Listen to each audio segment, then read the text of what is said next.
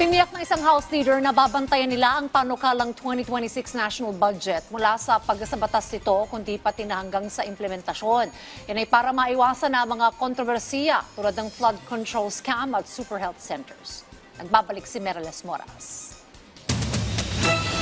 Imbes na magturoan, solusyonan na lang ang problema. Yan ang iginiit ni House Deputy Speaker Janet Garin na dati ring nagsilbi bilang kalihim ng Department of Health ukol sa issue ng super health centers. Kamakailan lang, mismong si DOH Secretary Teodoro Herbosa kasi ang nakadiskubre na may mga super health center pala sa bansa na incomplete at hindi operational. Sa ilalim ng proposed 2026 national budget, isa pa naman sa mga pangunahing pinondohan ang mga proyektong pangkalusugan.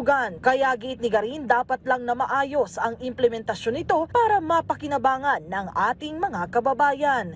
Kasi nga ang problema, dagdag ng dagdag, merong mga hindi natapos. Okay? Tapos ngayon magtuturuan.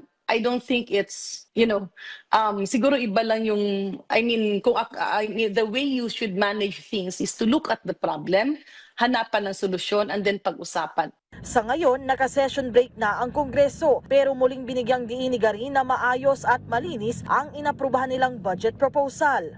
This budget is a reflection of how we are trying to regain the trust of our people. Hindi man, syempre, hindi perpekto ang isang institusyon. Pero kitang-kita naman dyan na kung ano ang nais ng taong bayan ay pinakikinggan. So if you look at the budget, ang daming reforms na ipinasok dito.